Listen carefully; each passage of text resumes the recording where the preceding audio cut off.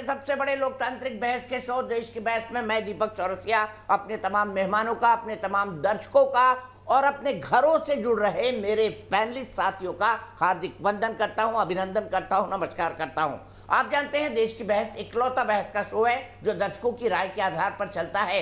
दर्शक ये तय करते हैं कि किस मुद्दे पर बहस होगी और दर्शक ही अपने घरों से जुड़कर बहस की दशा और दिशा को आगे बढ़ाते हैं। आज पब्लिक का मंच में हमारे साथ जुड़ेंगी स्नेहा मिश्रा ग्रेटर नोएडा से, अभिषेक शर्मा दिल्ली से, सुशील शर्मा गाजियाबाद से, अभय सिंह पुणे से। इन चारों से हम बात करेंगे और उन महत्वपूर्ण पॉइंट्स पर बात करेंगे जब बहस की दशा और दिशा को और धार दे रहा हूं। लेकिन सबसे पहले देख लेते हैं कौन सा विषय आपने चुना है। विषय कोरोना महामारी से जुड़ा हुआ है।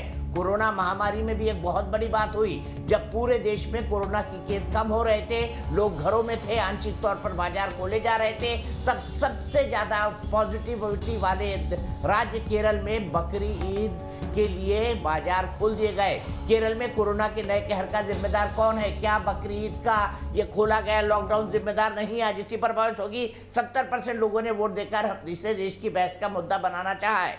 अब मैं तफसील से बता दूं हुआ क्या।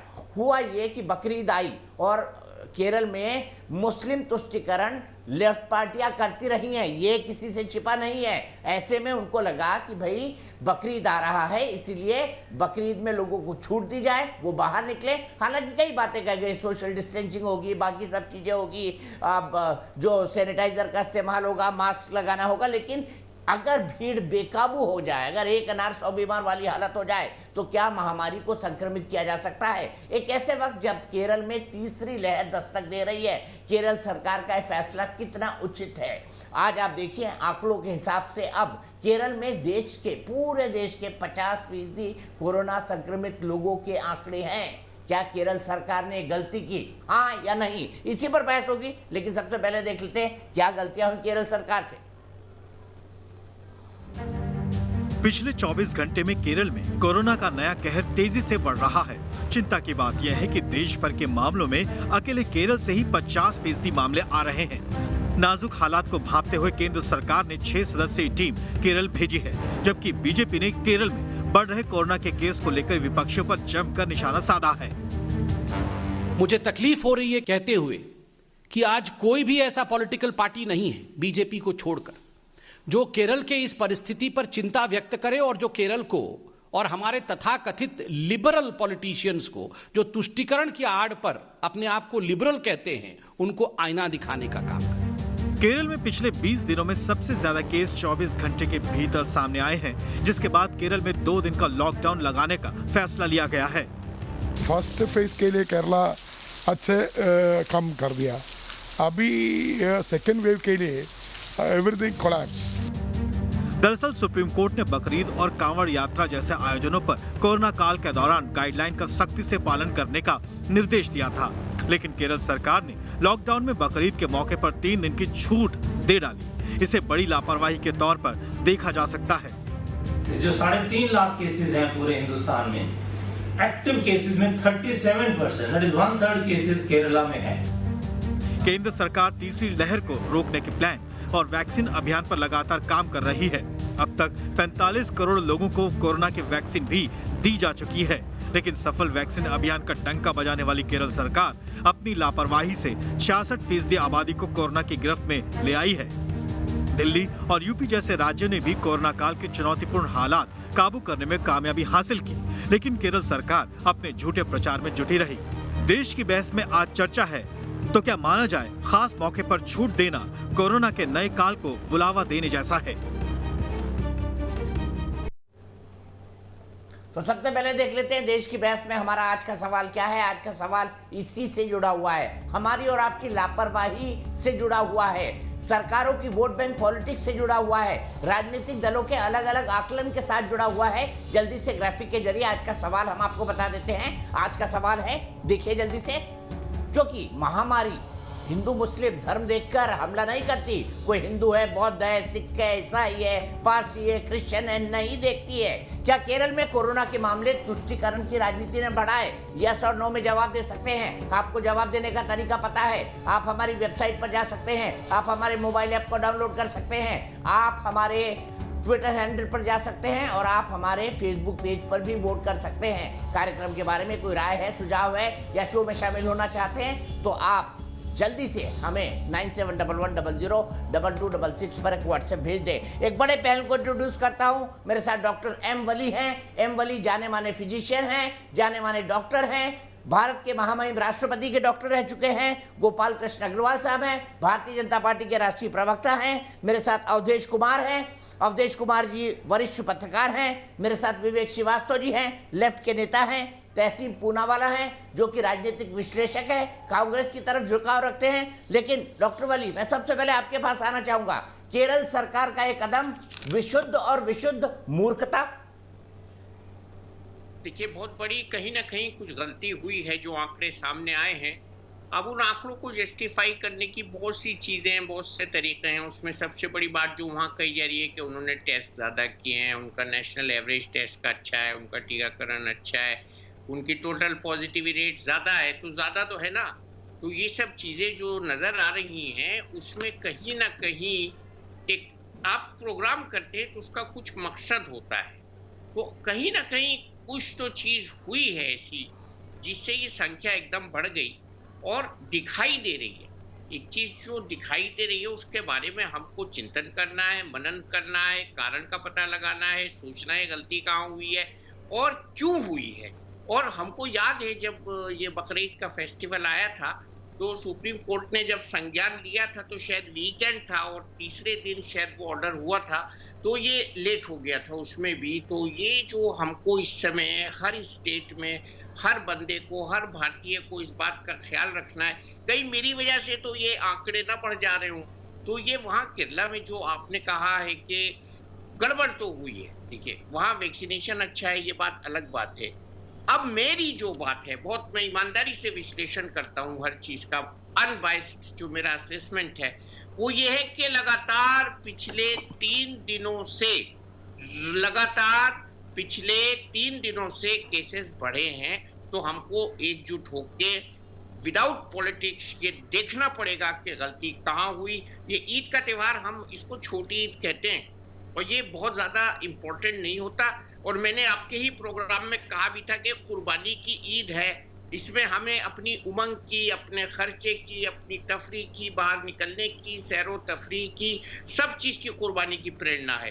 तो ये अगर इस वजह से हुआ है, जो कि पता चल जाएगा, भारत सरकार ने टीम भी भेजी है, तो वो कुर्बानी की जो एन स्पिरिट है उसके मुआफिक नहीं है।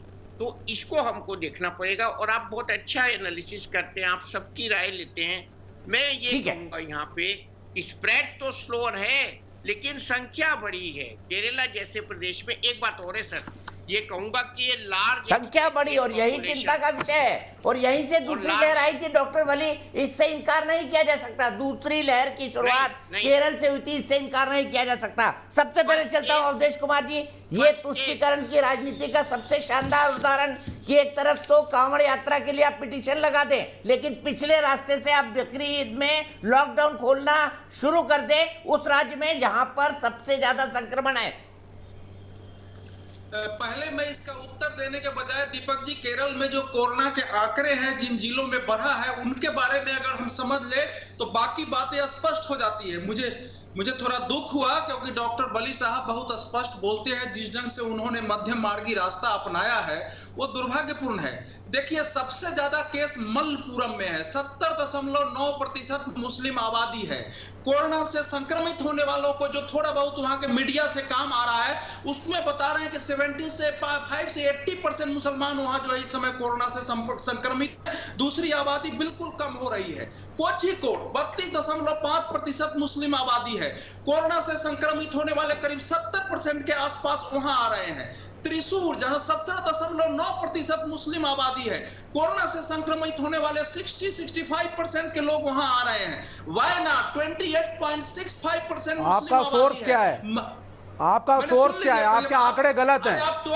आप देश जी जरा सोर्स बताइए मुझे। आप मैंने सोर्स भी बता दूंगा विवेक जी सोर्स भी बता दूंगा। आप फैक्ट बता दीजिए। मैंने भैया अरे भाई आप कैसे गलत करा दो, बोलने तो दो विवेक जी। आप जानते हो, मेरे को पहले जानते आप हो, गलत तो कह रहे हैं, बगैर आपके तथ्यों की- आंकड़े थोड़े अरे गलत हैं। सुनो ना यार, आप सुनते क्यों नहीं? बगैर तथ्यों की जांच किए मैं एक शब्द कभी टीवी पर नहीं बोलता अपने जीवन में। अगर फैक्ट गलत होते तो आप लोगों ने मेरा गला कब कर मैं आपकी बहुत इज्जत करता हूँ। वायनाड में आप सुने आप बहुत सीनियर पत्रकार हैं, मैं आपकी बड़ी इज्जत करता अच्छा हूँ। बोलने दीजिए, इज्जत बाद में कर लीजिएगा। मुझे बोलने सिर्फ देने में उनको सोर्स इज्जत ऑफ डेटा दीजिए। तो बताइए जरा। बात तो बोलने देने में उनको इज्जत दीजिए। नहीं अच्छा, मैंने एक ही चीज पूछी है, डेटा कहाँ से लाए हो? अरे भाई ये तो डेटा कहाँ से लाए हैं आप, ये बता दीजिए सर। मुस्लिम, अरे सुनिए ना, कासरगोड में 37.24% मुस्लिम आबादी है 2011 की जनगणना के अनुसार। इसमें तो कोई दो मत नहीं है। जिन लोगों ने इस समय वहां आप इन्फेक्शन का डेटा कहाँ से लाए? अरे आप सुनिए ना, पॉजिटिव रेट का डेटा किस सोर्स से लाए, बताइए ना अरे सर। भाई बहुत सारे लोगों ने जो जिला में काम किया है, अलग अलग संगठनों ने, उन्होंने जुटाने की कोशिश आपका की है। डेटा गलत है। कितने लोग आ रहे हैं, आपका डेटा गलत है। कितने लोग आ रहे हैं, उनके रिलीजन क्या है? अरे उनको मुसलमान हमारे भाई हैं यार, उनको मरने दोगे क्या? अब बीच में ये टोक-टोक ऐसे के देखिए, राजनीति से हम कर हवाई रहे हो। किले की बात नेशनल टीवी पे ना करें। नहीं है, सुन लो आप। ये दीपक जी ये बात बार-बार टोकेंगे तो मैं मैं इनको आपको बोलने टोक नहीं रहा, दूंगा। आप ये सोर्स विवेक बता नहीं पा श्रीवास्तव का रहे। ये तरीका ठीक आप नहीं है। सोर्स बता ये दीजिए सर, तरीका- मेरा एक ही छोटा विवेक सवाल है। श्रीवास्तव- नहीं विवेक श्रीवास्तव जी, Infected शांति से बात लोगों सुन का लीजिए। डेटा आप वैसे कहाँ भी से शो लाए? में सबसे ज्यादा आप बोलते हैं, वैसे भी शो में सबसे ज्यादा आप बोलते हैं। कंक्लूड करिए, बीच में मत टोकिए। कंक्लूड करिए अवधेश कुमार जी, कंक्लूड करिए। विवेक जी शांत हो मैं- जाइए मैं- प्लीज। मैं किसी को ऑडियो कम करना नहीं चाहता। अवधेश जी देखिए दीपक जी, कुछ मायनों में हमारे भारत से ज्यादा दुर्भाग्यशाली देश कोई है ही नहीं। देश महामारी से तबाह हो जाए, समाज मजहबी कट्टरवाद की भेंट चढ़ता रहे, मजहब के नाम पर कानून की धज्जियां उड़ता रहे, लेकिन सेकुलरिज्म की नींद की गोली ऐसी है कि अगर इसमें मुस्लिम कारक हो तो हम आंखें मूंद लेते हैं। अरे वो हमारे नागरिक हैं, हमारे भाई हैं, उनका कल्याण इसी में है कि कुछ भूलें हो रही हैं तो बोलो। अब बहुमत का वोट है। अब इस बार जो वहां के एलडीएफ सरकार विवेक श्रीवास्तव की जीती है, उसका मानना यह है कि मुसलमानों के बड़े वर्ग ने यूडीएफ के बजाय हमको वोट दिया है, इसलिए उन्होंने बकरीद पर ढील दे ली। सुप्रीम कोर्ट ने कहा कि अनुचित है, संक्रमण बढ़ेगा तो हम कार्रवाई करेंगे। मुझे अब क्या बोलूं सुप्रीम कोर्ट पर? कांवड़ यात्रा पर तो स्पष्ट फैसला आता है, इस पर स्पष्ट फैसला नहीं आता है। मुसलमानों में भी ऐसे लोग हैं जो मानते थे कि बकरीद पर रोक लगनी चाहिए, ये बिल्कुल ठीक है। बकरीद अब आप शब्द रिपीट कोर्ट कर रहे हैं। ने मैं यूज विवेक नहीं श्रीवास्तव के बाद चलता हूं। विवेक श्रीवास्तव जी, अगली बार 20% और ज्यादा मत मुसलमानों को मिलेंगे, आपको बताइए। जी अब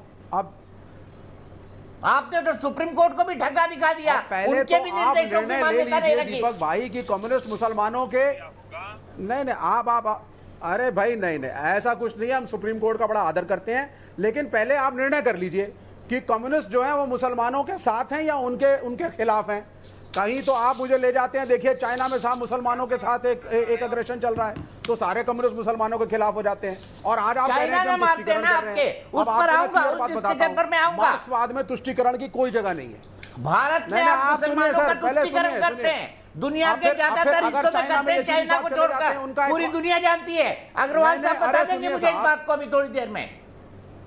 चलिए, अब चाइना आप इतना बढ़िया अगर चाइना है तो येचुरी साहब अगर चले गए उनके वेबिनार में तो भी आपको आपत्ति हो जाती है साहब।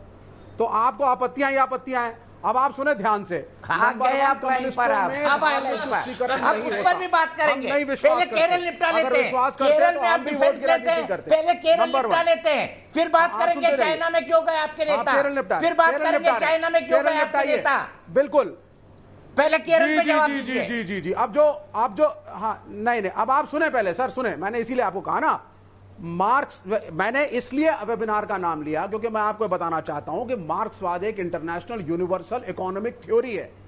दास कैपिटल एक इकोनॉमिक पुस्तक है जिसको हम सारे मान करके अपने अपने देशों में चाहते हैं कि वहां पे सोशलिज्म आए और गरीबों को और अमीरों के बीच की जो खाई है वो कम हो, अमीर से लो गरीब को दो, ये फंडा है। उसमें धर्म की कोई जगह नहीं है, चाहे हिंदुइज्म हो, इस्लाम हो, क्रिश्चियनिटी हो, हम नहीं मानते, हम अपने देश को मानते हैं। अरे तो फिर बकरीद पर काय को लॉकडाउन में ढील दिया? नंबर 2, बकरीद पर क्यों लॉकडाउन में ढील दिया भाई? रक्षाबंधन में भी दे दो, रक्षाबंधन में भी दे दो, रक्षाबंधन में भी हिंदू व्यापारी की हालत खराब होगी, रक्षाबंधन में भी ढील दे दो। सुनिए, अरे हाँ हाँ, बोल दो, बिल्कुल देंगे, घोषणा आप कर सुनिए तो दो, पहले। रक्षाबंधन में भी डील दूंगा। बिल्कुल देंगे, आप सुनते जाइए। पूरे देश के अंदर सुनिए तो पहले अरे बात हाँ हाँ, पलट रहे हैं आप। रक्षाबंधन में भी दे देंगे, सुनिए आप। डंके और की मैं चोट आपके पर साथ बोलिए कि मिलकर के देगी, पटाखे भी रक्षाबंधन फोड़ूंगा, पर डील दी जिससे जाएगी। pollution बोलिए। और आप सेटिस्फाइड हो। आप सुने पहले। नहीं, हाँ तो सुन लिए। अरे भाई सुन लीजिए, इतनी उत्तेजना ठीक नहीं दीपक जी, सुनिए आप एक सेकंड।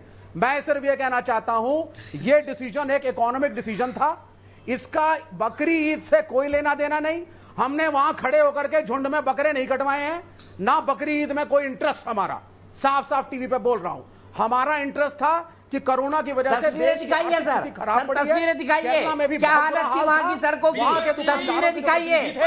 अब बोलने दीजिए सर, आप पहले रोकिए मत। सुप्रीम कोर्ट की पीठ नहीं ने नहीं, कहा बाकी कि देश में, सरकार- बाकी नहीं। देश में दुकानदारों के बुरे हाल आप नहीं सुने, है, हमने सिर्फ केरल में सिर्फ सीधे शॉपिंग के तहसील लिए पूनावाला छूट के पास दी, चलूंगा जिससे और उसके बाद दुकानदारी कंट्रोल चले। सरकार की तरफ हमने से सिर्फ चाहिए। शॉपिंग के लिए इसलिए छूट गोपाल दी, कृष्ण अग्रवाल जिससे तहसील दुकानदारी बताइए, चले। सुप्रीम कोर्ट ने कहा था शिकायत आएगी तो मैं केरल सरकार के खिलाफ एक्शन लूंगा। क्या आप जाएंगे सुप्रीम कोर्ट? बताइए। आप तो जाते रहते हैं सुप्रीम कोर्ट, जाएंगे केरल सरकार के खिलाफ की गलत किया इन्होंने? देखिए केसेस बढ़ गए। जी, मैंने आपके शो पे पहले भी इस टॉपिक पर कहा है कि केरल की सरकार बिल्कुल गलत कर रही है। और ये चीज़ मैं आपके दर्शकों को बता दूं कि मेरी मम्मी एक मुसलमान है, लेकिन ये फेस्टिवल करने की कोई ज़रूरत, इसके लिए रिलैक्सेशन देने की कोई ज़रूरत, कोई आवश्यकता नहीं थी। इससे दो नुकसान हुआ है। एक तो कोविड के केसेस बढ़े हैं, जो मैंने आपके शो पे पहले ही बताया था कि इससे बढ़ेंगे कोविड के केसेस। और दूसरी बात ये है कि इससे पोलराइजेशन हो चुका है, जिसका सीधा सीधा फ़ायदा भारतीय जनता पार्टी को होता है। और मैं हमेशा कहता हूँ, लेफ्ट की जो राजनीति है वो सीधा सीधा फ़ायदा भारतीय जनता पार्टी को पहुँचाती है। कांग्रेस एक मिडिल पार्टी है, लेफ्ट इस तरह की राजनीति करती है और भाजपा राइट की राजनीति करती है, और इन दोनों के बीच भारत पीछे जा रहा है। तो लेफ्ट से हमें दूरी बनानी है, ठीक उसी तरह जैसे भारतीय जनता पार्टी से हमें दूर रहना है। दूसरी चीज, आपके शो पे आदरणीय पत्रकार जी कह रहे थे कि उनके पास डेटा है, डेटा का सोर्स विवेक जी ने उनको बिल्कुल 2004 से 9 में दूरी बनाई थी कि सरकार बना ली थी? उनकी हर इकोनॉमिक पॉलिसीज को मान लिया था? बिल्कुल नहीं बनाई थी दूरी। और उन्होंने न्यूक्लियर डील पर सरकार गिराने की 2004 में लेफ्ट से सरकार नहीं बनाई थी, कर दिया है। सोमनाथ और मैं ये चैटर्जी आपके अध्यक्ष नहीं चैनल पे थे। कहता हूँ, और मैंने ये बात सुनिए, ये बात मैं सर मेरी बात सुन लीजिए। मैं आपके चैनल पे भी कहता हूँ, ये बात मैंने सभी को कहा है, कांग्रेस के वरिष्ठ नेताओं में। और केरल में कांग्रेस की हार की वजह आपने लेफ्ट के साथ गठबंधन किया वेस्ट बंगाल में।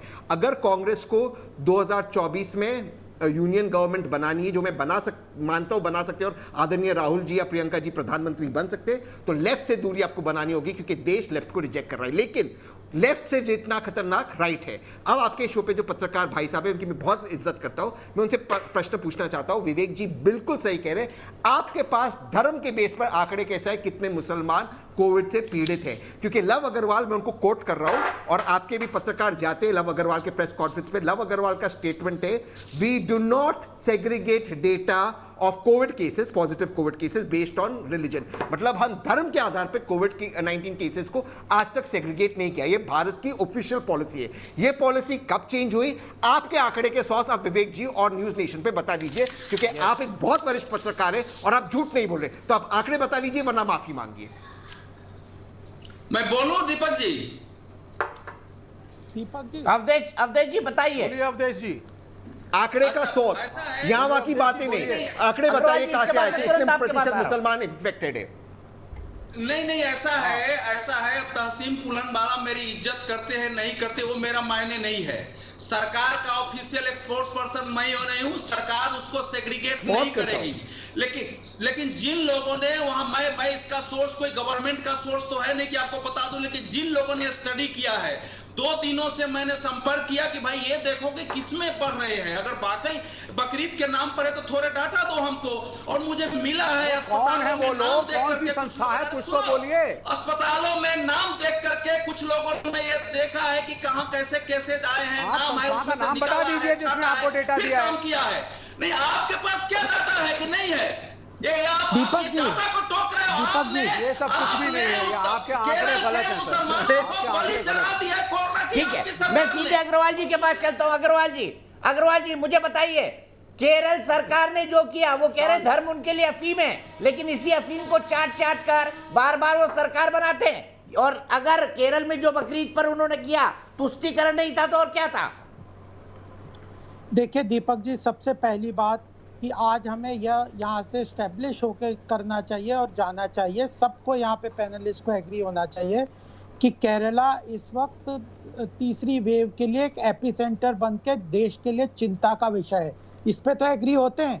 अब उसके बाद उसके लिए रीजन सर हम तो मान लेंगे, पहले केरला सरकार तो माने, ये लेफ्ट वाले लोग तो माने जो बकरीद पर छूट दे रहे हैं। प्रदेश में धांधली कर रखी है। नहीं सुनो, सबसे पहली बात ये है कम से कम डेटा सच्चाई से सामने आ रहा है। यूपी की नदियां भरेंगी अभी।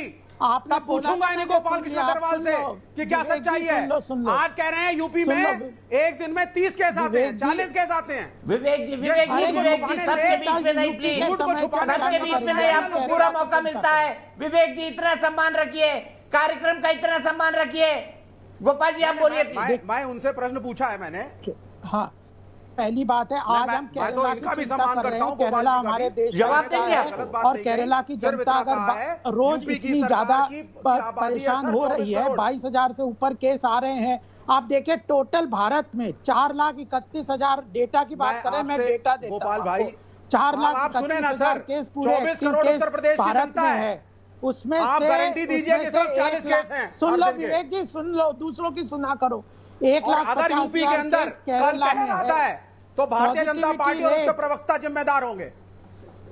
अरे सुन लो, जिम्मेदार होंगे कल अगर यूपी में नदियां बह गई, भर गई लाशों से। हाँ ठीक है, क्योंकि आप 24 करोड़ यूपी के लिए तो प्रदेश की आबादी, केरला के लिए उसकी टेस्टिंग 3.5 करोड़ के केरल की टेस्टिंग के बराबर है। यूपी के लिए हम जिम्मेदार होंगे, यूपी के लिए हम केरला की टेस्टिंग और यूपी की टेस्टिंग बराबर है, परसों भी रहेंगे। अब सुन लो, आप जिम्मेदार होंगे ना। आपकी टेस्टिंग और हमारी टेस्टिंग की संख्या बराबर है। हमारे केरल की आबादी 3.5 करोड़, आपके यूपी की आबादी 24 करोड़, और आप कह रहे हैं ऑल इज वेल। और पहले की तरह जैसे अप्रैल में हुआ था फिर ऑल इज वेल होगा। में 4 लाख आप तैयार नहीं है। केरल की सरकार तैयार है, केरल की सरकार तैयार हो रही है। बहुत बहुत बहुत हमारा सबसे अच्छा मुझे एक दर्शक के पास जाना है। आप एक ही आर्गुमेंट बार बार बोले जा रहे हैं। विवेक श्रीवास्तव जी आपको शांत होना पड़ेगा। आने के बाद में फिर अग्रवाल जी के पास जाऊंगा, उन्होंने अपना तर्क रखा ही नहीं है। उससे पहले स्नेह मिश्र, मेरी एक दर्शक जुड़ गई है ग्रेटर नोएडा से। स्नेह क्या कहेंगी, क्या बकरीद पर छूट दी जानी चाहिए थी? बहुत बहुत धन्यवाद सर। मैं ये कहना चाहूंगी कि आज के दिन में अगर देखा जाए आज का आंकड़ा तो 43,000 लगभग नए केसेस सामने आए हैं, जिसमें से 50% मामले सिर्फ केरल से आ रहे हैं। तो अगर ये नए मामले सामने आ रहे हैं तो इसका जिम्मेदार केरल सरकार ही होगा, क्योंकि बकरीद के समय में छूट देना बिल्कुल लाजमी नहीं था।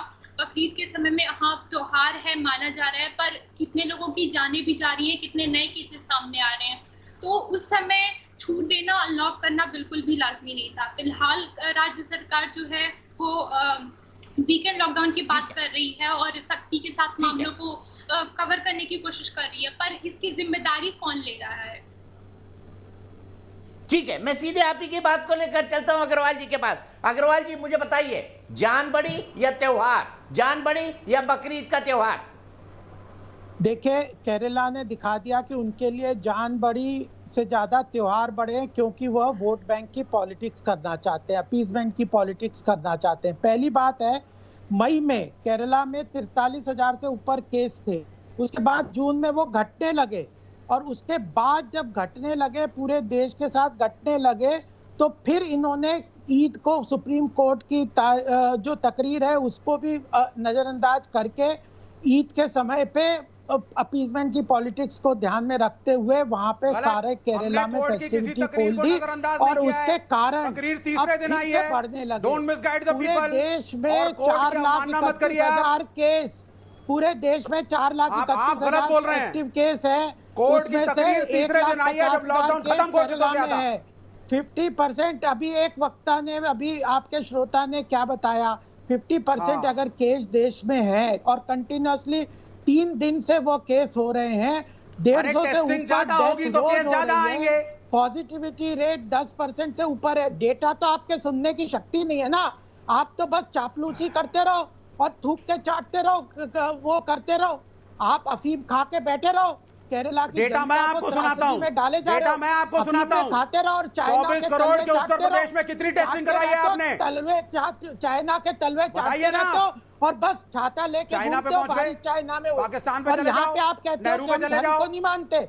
ये धर्म जब को तथ्य नहीं नहीं है मानते तो तो इसी पे विलीप जाओगे। के टाइम पे क्यों खोला? यूपी के आंकड़े क्यों दो ना खोला मुझे। बताओ, विवेक जी बताओ। ठीक क्यों है, खोला मैं सीधे यूपी एक के सवाल टाइम पे आप? तहसीन हम पूनावाला केरला से लेता हूँ। का विकास श्रीवास्तव अपने अपने मतलब का झगड़ लिया है। विकास श्रीवास्तव सुनिए अपने सर, मतलब का मैंने झगड़ लिया है। तहसीन प्रश्न पूनावाला मुझसे जी, पूछा है, मुझे मैं उत्तर आपसे देने जानना दीजिए चाहता हूँ, सुप्रीम मैंने- कोर्ट ने साफ साफ कहा था कि अगर कोई गलती हुई, तहसीन पूनावाला नहीं, विवेक नहीं, तहसीन पूनावाला, विवेक हर किसी की टर्म पे अपने बारी का बोल लेते हैं, इसलिए मैं तहसीन पूनावाला के पास जा रहा हूँ। तहसीन पूनावाला जी मुझे बताइए, सुप्रीम कोर्ट ने कहा कि कोई मसला अगर ये फिर हमारे साथ भाई, आएगा, गोपाल जी अगर ने कोई प्रश्न तो गड़बड़ी मुझसे हुई पूछा। तो हम इस पर सख्त गोपाल एक्शन जी ने लेंगे। प्रश्न मुझसे क्या पूछा। तहसीन पूनावाला एक सुप्रीम कोर्ट एक्टिविस्ट केरल सरकार की इस गलती को फ्लैग करते हुए सुप्रीम कोर्ट जाएंगे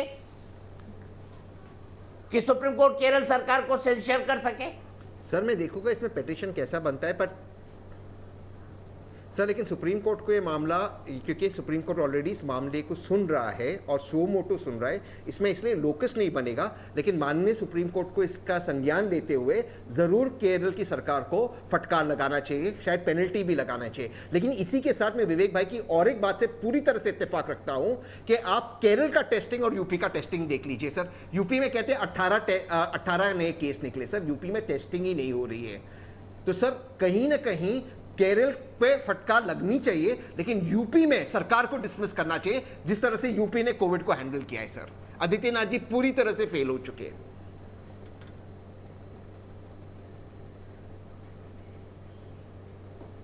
3-4 करोड़ पॉपुलेशन वहां की क्या है, और वहां पे केस आ रहे हैं 1.5 लाख एक्टिव केस हैं। पूरे देश में 4,31,000 है। केरला एक दूध का धुला निकला हुआ है आपके सामने। ओ महाराज जी, ऐसी भाई, आप टेस्टिंग कुछ आपने तो उत्तर डेटा प्रदेश पे में कराई ही विश्वास नहीं रखा है। करो, कुछ तो। इस कोविड के चक्कर में योगी अच्छा, साहब की तो आप सर, उसी की केरला- तरह रहे थे। केरला दूध का धुला इसलिए है बड़ी क्योंकि मुश्किल मेरे से हिसाब योगी से साहब केरला ने सेक्युलर है। आपके बीजेपी में ही अपनी कुर्सी बचाई है।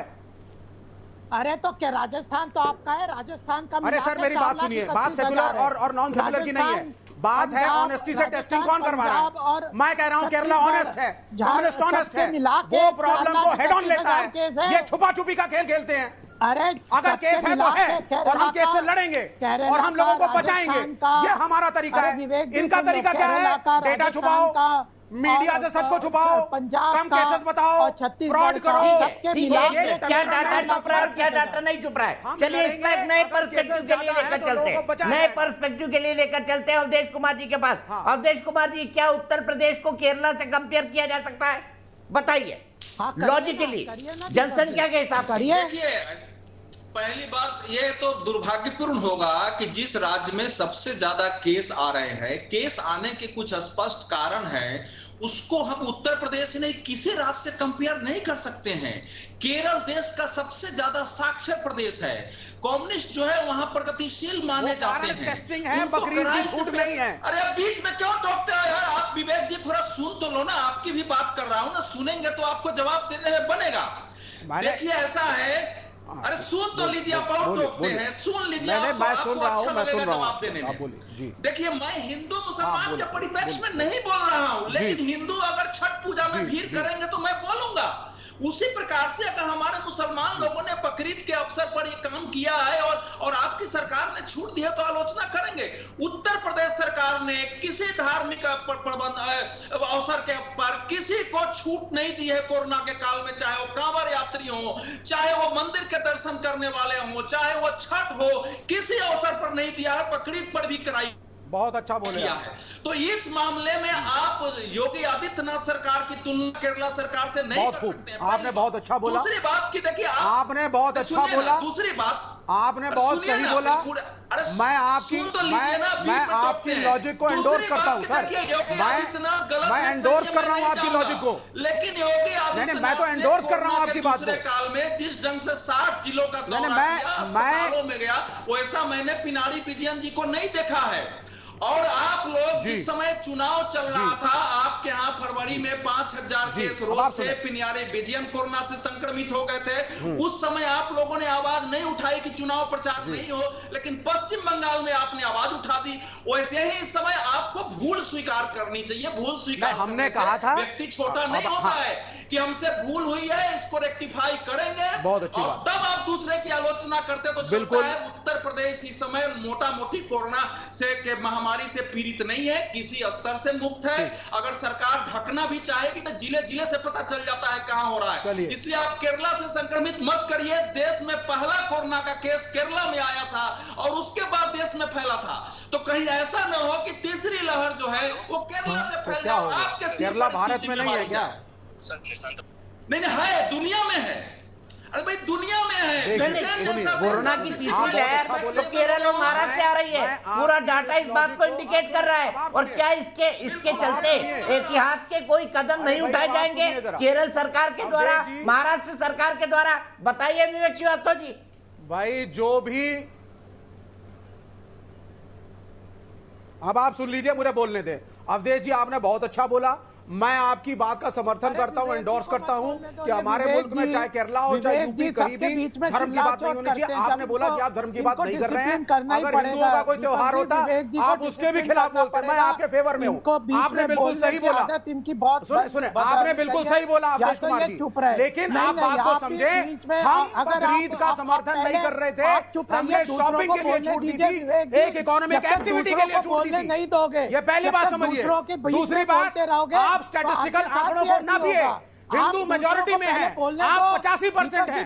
आपके एक त्योहार में जितने लोग सम्मिलित होते हैं और मैन टू मैन कॉन्टैक्ट होता है, आप उसको 3 दिन की शॉपिंग बात सुननी जाएगी। नहीं कर एक के ऊपर एक नहीं, प्लीज। मैं आऊंगा अग्रवाल साहब आपके पास। एक ऊपर एक नहीं, पहले चुप कर। विवेक श्रीवास्तव कंक्लूड करिए। पहले दूसरों के बीच में बोलना बंद करें, दूसरों को बुलवा लो, लास्ट में इनकी बारी आएगी। अगर दूसरों के बीच में इन्हें बोलना बंद किया तब फिर इन्हें बोलने दिया जाएगा। ये कोई तरीका है कि आप दूसरों को किसी को बोलने ना दो? हाँ, अब सीधे अग्रवाल साहब के बात चल रहे हैं। देखिए, सबसे सभ्य सौम्य और जेंटल व्यक्ति नाराज हो रहा है। विवेक श्रीवास्तव जी, गलत काम तो आप करते हैं, पैनल पे हर किसी के बीच में बोलते हैं। अब मुझे आप बताइए, क्या जिन 2 राज्यों से लहर आई, केरल और महाराष्ट्र, पहली और दूसरी, उन 2 राज्यों की जिम्मेदारी तय नहीं होनी चाहिए? क्या कहेंगे अग्रवाल जी? और अब तीसरी लहर भी आने वाली है। बिल्कुल सही बात है। देखिए, पहली जो सेकंड वेव का एपिसेंटर अगर हम देखें तो दिल्ली और महाराष्ट्र था, और इन दोनों राज्यों ने पूरी तरह से कोताही बरती थी। और जिसका देश की में इतनी बड़ी जो त्रासदी का हुआ, उसका खामियाजा महाराष्ट्र और जो दिल्ली का एपिसेंटर था। अब तीसरी वेव का पूरी तरह से आज हमें चिंता करनी चाहिए। उसका एपिसेंटर केरल हो रहा है और वहां की सरकार की बात को एक्सेप्ट नहीं कर रही। ये बड़ी बात है। अगर आपने गलती की है, बिल्कुल अवधेश जी ने सही कहा कि अगर आपसे गलती हुई है, आपकी स्वास्थ्य सेवाओं का स्टेट में अच्छा है, तरीका है, तो आप उसको एपिसेंटर को कंट्रोल करिए। आप एक्सेप्ट करिए कि हमसे गलती हो गई है।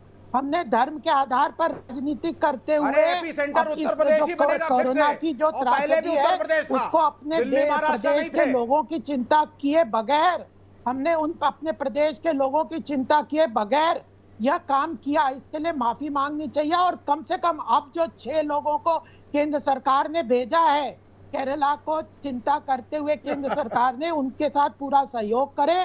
तुरंत जो करेक्टिव मेजर्स लेने हैं, सोशल डिस्टेंसिंग लेने हैं, उत्तर प्रदेश बिहार संभाल लो, गंगा फिर भर जाएगी लाशों से। बात को छोड़ पिछली बार बिहार वालों ने उत्तर प्रदेश में भेज दी थी लाशें वापस, इस बार कहां भेजोगे? करोगे विवेक जी? अगर आपने बोलने नहीं दिया तो मैं भी नहीं बोलने दूंगा। आप ही चुप रहो। अभी जब मुझसे प्रश्न है तो मेरा जवाब सुन लो। अगर नहीं आपने बीच में बोलते रहे तो मैं गंगा की लाशों की बात करिए।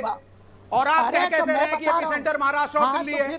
फिर आप बोल के देखना। फिर आपने गंगा की लाशों का वर्णन किया। अरे आपको आप उसको उत्तर दे दीजिए मुझे, मैं नहीं बोलूंगा। जैसे लोगों को बहुत देखा हुआ। आप मेरे प्रश्न का उत्तर दीजिए, मैं चुप हो जाऊंगा।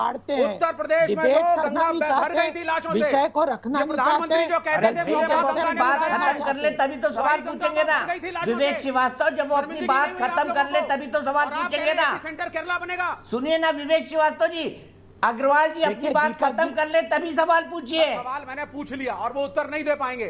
सवाल पूछ लिया और दर्शकों ने सवाल समझ लिया उत्तर अच्छा, इनके पास है नहीं। फिर पूछ लेना, हमारे पास बहुत वक्त है, फिर पूछ लेना, नागवाल जी कंक्लूड करिए। पूछ लीजिए।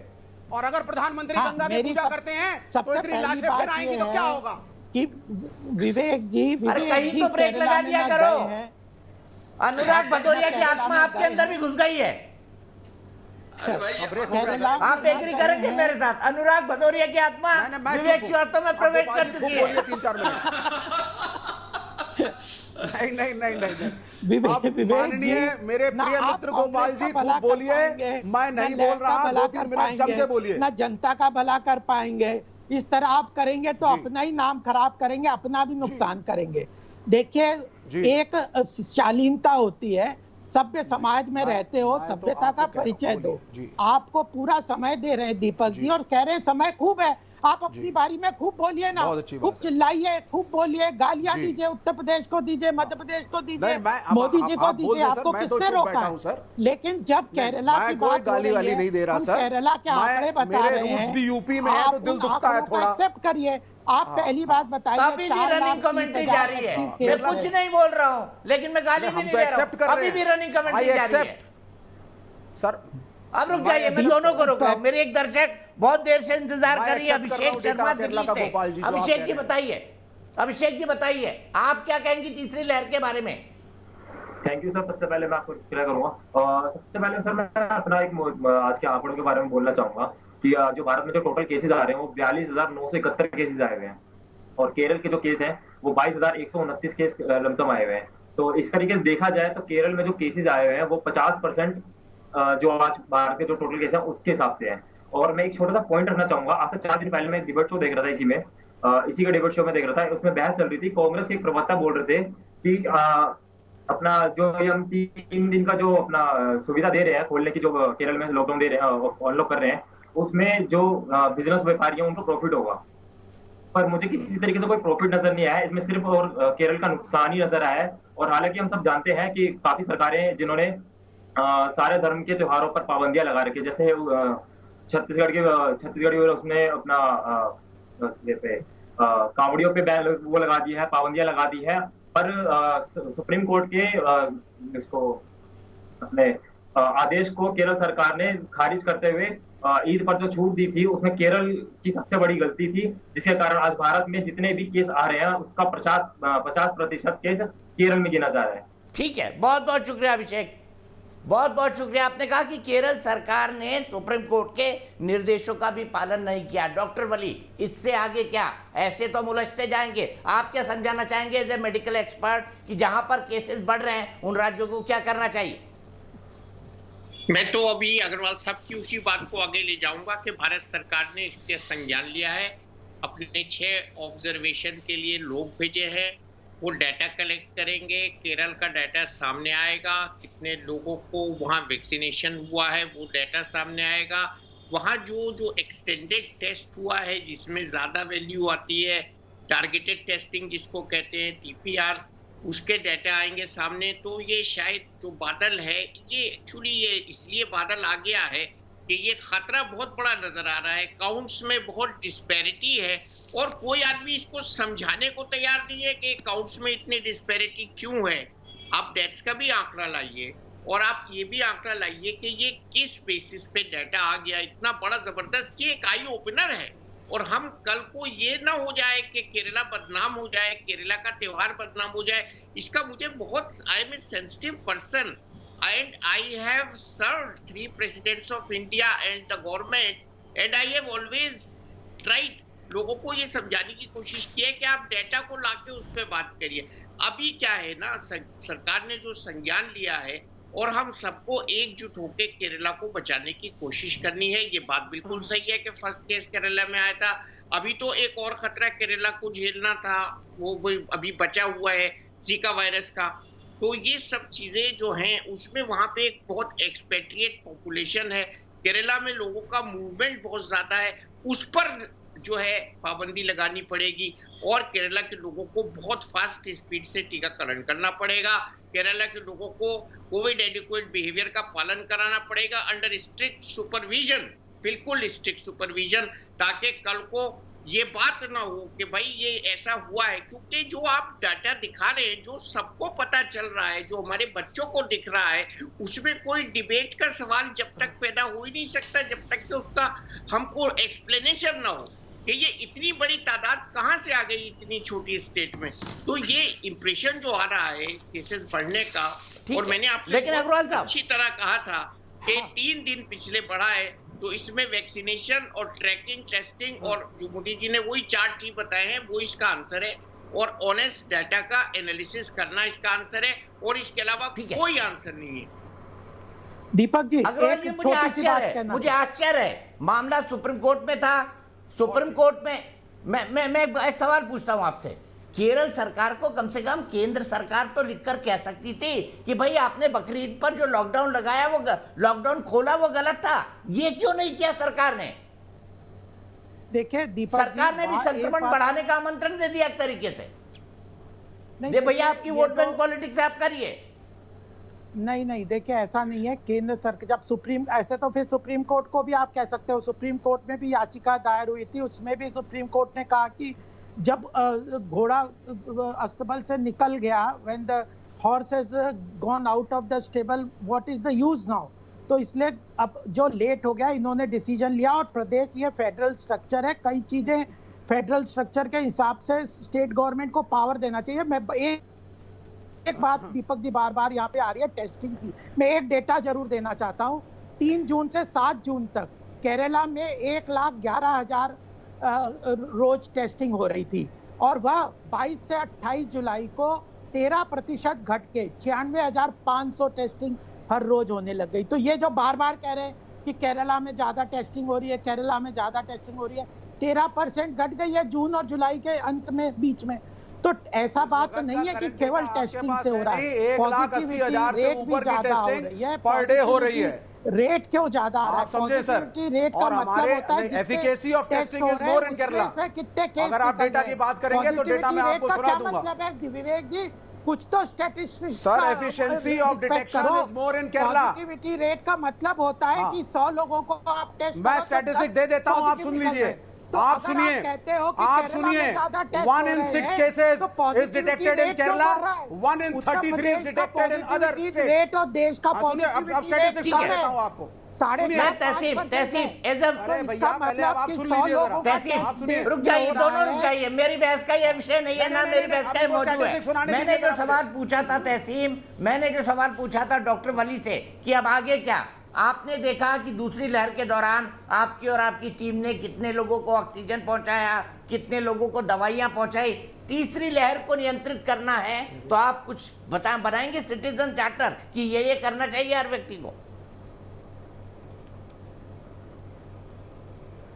जी बिल्कुल, और माननीय प्रधानमंत्री जी ने भी कहा है कि हमें डिस्टेंसिंग पालनी चाहिए और हमें टेस्टिंग करना चाहिए। और इसमें मैं कहना चाहूँगा इस संदर्भ में कि देखिए, अगर केरला में ज़्यादा पॉजिटिव केसेस आ रहे हो, क्योंकि ये डॉक्टर वली साहब या बैठे, positive cases not necessary negative चीज़ है, ये एक अच्छी चीज़ भी है, क्योंकि डेथ रेट केरला का उतना हाई नहीं है परसेंटेज ऑफ केसेस में लेकर जैसे अन्य राज्यों का है, तो ये एक अच्छी चीज़ है। अब इसके कई फैक्टर्स है, मैं केरला के हेल्थ सेक्रेटरी के एफिडेविट्स पढ़ रहा था, इसमें केरला के खुलने के बाद कई लोग जो दूसरे राज्यों से केरला में आते, क्योंकि टूरिज्म बिजनेस बहुत बड़ा है, वो दोबारा केरला लौटा है, इसलिए शायद केसेस बढ़े वगैरह। लेकिन मुद्दे की बात यह है, केरला सरकार को बकरीद पे रिलैक्सेशन नहीं करना चाहिए था, ये गलत था। लेकिन इसमें कोई दो राय नहीं, केरला उत्तर प्रदेश से बेटर परफॉर्म कर रहा है, वो ज्यादा टेस्टिंग कर रहा है, डेथ रेट उत्तर प्रदेश से कम है, और वो आंकड़ों को नहीं छुपा रहा है जो आदित्यनाथ जी कर रहे हैं। अगर सुप्रीम कोर्ट को केरला सरकार तो मेरे हिसाब से आदित्यनाथ जी की सरकार को डिसमिस करना चाहिए। केरला सरकार इतनी अच्छी काम कर रही है तो वायनाड में राहुल गांधी अगली बार आने वाले है ना तहसीम? इतनी अच्छी काम कर रही है केरला सरकार तो वायनाड में राहुल गांधी आने वाले 100% हारेंगे। ये मेरे ट्विटर का पॉइंट हुआ आज का, 100% हारेंगे। तहसीम पूना वाला बोल रहे हैं राहुल गांधी नहीं, कांग्रेस 15 लोकसभा सीट जीतेगी 100%, और 15 लोकसभा सीट भी जीतेगी वहां से। मैंने आपने अभी कहा राहुल गांधी 100% हारेंगे, आपने अभी कहा राहुल गांधी 100% हारेंगे वायनाड से। हारेंगे नहीं, जीतेंगे, जीतेंगे। नो सॉरी, मेरा आप मुझे लगा आपने कहा आएंगे, मेरा मतलब था जीतेंगे। मैं तो हारने का सवाल पूछ रहा हूँ, जवाब आप 100% में जीतने का दे रहे हैं। अच्छा अवधेश जी के पास चलते हैं। अवधेश जी, हारेंगे जीतेंगे अमेठी जाएंगे, तो क्या फिर होगा अभी ये बताइए। स्टेट इलेक्शन क्यों आ रहे? कोई बात नहीं, कोई बात नहीं, इट्स ऑल अबाउट जोक। देखिए दीपक जी, पहले आपके सॉरी, मैंने गलत सुना, जीतेंगे 100%। दो बात में तसीम भाई, एक दो बात में गाना है बड़ा पुराना, ये बात दिल सही की है, बात ये बात जुबान सही पे है कि कहीं केरला आ की ना जाए, टेस्टिंग जो है, हंसते हंसते बात कहीं ना बन जाए। दिल की बात है राहुल सुना ना गांधी आपने गाना? प्रधानमंत्री बन जाए। दिल की बात जुबान पर कभी आ ना जाए, हंसते हंसते बात कहीं ना बढ़ जाए। मेरे अच्छा बना दिया। मेरे दिल की बात ये मुंगेरी लगा बात है, राहुल राहुल गांधी गांधी मेरे प्रधानमंत्री बन बने जाए। तो बहुत अच्छा करे देश के लिए। बस मैं तो चाहता हूँ विवेक श्रीवास्तव भी प्रधानमंत्री बन जाए। मालूम तो बड़े प्रधानमंत्री बनने के बाद क्या क्या मेहनत करनी पड़ती है।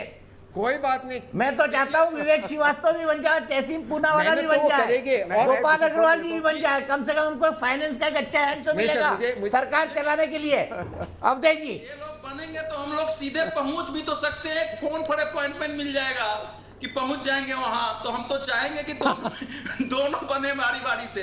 लेकिन विवेक जी के लिए पहले मैं एक अभी गाना मुझे याद आ रहा था कि हमें तो लूट लिया मिलके हुस्न वालों ने, उसी की कुछ पंक्ति है, मैं बोलूंगा फिर अपनी बात कहूंगा। हजार लुट गए नजरों के एक इशारे पर, ये वामपंथी मित्रों के लिए है। हजारों बह गए तूफान बन के धारों पर, न इनके बातों का कुछ ठीक है, न बातों का फसाना होता है इनके हजार रातों का। बहुत हंसी है वैसे तो भोलापन इनका, भरा हुआ है मगर जहर से बदन इनका। ये जिसको काट ले पानी वो पी नहीं सकता, दवा तो क्या है दुआ से भी जी नहीं सकता। तो ये जो है, ये जो स्थिति हमारे वामपंथी मित्रों की है, ये बात सही है कि केरला में टेस्टिंग बेटर है, कई राज्यों से बेटर है, ये भी बात सही है। और बली साहब के लिए एक आंकड़ा वहां के स्वास्थ्य मंत्री ने दिया है, शायद उसका विश्लेषण कर सके। स्वास्थ्य मंत्री ने अभी कहा है कि एक सीरो अध्ययन में पाया गया है कि केरला में 42% आबादी में कोविड के खिलाफ एंटीबॉडी विकसित कर ली गई है, 3 दिन पहले का है। दूसरा उन्होंने कहा है कि हमने 1,87,00,000 टीकाकरण कर दिया है। तीसरी बात उन्होंने कही है कि अभी जहां जहां पढ़ रहे हैं उसमें वायनाड और कासरगोड ऐसी जगह है जहां 45 से ऊपर के लोगों में पहला टीका 75% और दूसरा 25% लग चुका है। लेकिन मैं फिर एक बात कहूंगा जिसमें ये लोग मुझे फिर कहेंगे कि आप सांप्रदायिक हो। दीपक जी, मैं इस समय बिहार में हूं, मैं अपने गांव में था, वहां के पंचायत के मुखिया हमारे मुसलमान हैं। वो आए मुझे कहे कि आप एक अपील करिए, क्योंकि हमारे ही मुस्लिम लोग मेरे कहने पर भी टीका नहीं लगा रहे हैं। सो ये बड़ी विचित्र। दूसरे लोग भी आते थे, मैंने 2-4 फोटो लगाई, हमारे मित्र हैं शकील अंसारी, सबने डाला था कि लगाया जाए। तो मैं फिर इस बात को दोहराऊंगा कि चाहे विवेक जी हो, बली साहब हो, तहसीन भाई हो, सब लोग ये अपील करें कि ये मजहब का मामला नहीं है, ये मुसलमान हिंदू का मामला नहीं है। टीका लगवाएं, क्योंकि देश में दुर्भाग्य से मुसलमानों के एक वर्ग में कट्टरपंथियों ने इतने गलत भाव फैला दिया है कि वो न मास्क लगा रहे हैं न टीका ले रहे हैं, और टीका नहीं लेंगे तो उनकी सुरक्षा नहीं होगी। और इससे केरल भी पीड़ित है, ये फैक्ट यही है। और इस कारण जो है कोरोना जो है प्रकोप बढ़ता है। तो ये एक फैक्ट है केरला और देश के संदर्भ में, जिस पर हम लोगों को एक ब्रेक के लिए रुकता हूं, करके सच्चाई स्वीकार कर, एक ब्रेक के लिए रुकता हूं। लेकिन जब शेरो शायरी चली गई है तो मैं भी एक शेर विवेक श्रीवास्तव जी के नजर कर देता हूं। विवेक श्रीवास्तव, विवेक जी इजाजत है? बोलिए सर, आज लोग मुझ पे ही बोल रहे हैं। बोलिए साहब। हाँ, बोलिए सर, आपको सब इजाजत है। देखिए कितनी अच्छी बात है। आप मतलब वो क्या बोलते हैं महफिल में, जो जिसके सामने क्षमा रखी जाती है उसको क्या बोलते हैं? मैं भूल भी गया नाम, क्या बोलते हैं? डॉक्टर वली बताएंगे। जो सदर होता है, मुशायरे की सदारत करता है, एक तो उसके सामने रखी जाती है। मैंने तो क्षमा आपके सामने रखी हुई है। उनके देखे से मैं विवेक श्रीवास्तव जी के लिए बोल रहा हूँ, उनके देखे से जो आ जाती है चेहरे पे रौनक, वो समझते हैं बीमार का हाल अच्छा है। आप बोलिए साहब, बोलिए। अच्छा, नहीं, महफिल की जान हमारे लिए की है, हमारे ऑलराउंडर विवेक श्रीवास्तव भाई। किसी भी बॉल पर, किसी भी स्टेडियम में, किसी भी सेटिंग पर, आगे पीछे दाएं बाएं, आप हॉकी के बॉल से क्रिकेट का चक्का भी मार सकते हैं। इसलिए ब्रेक के लिए रुकता हूं, सब मजाक की बातें। Thank you.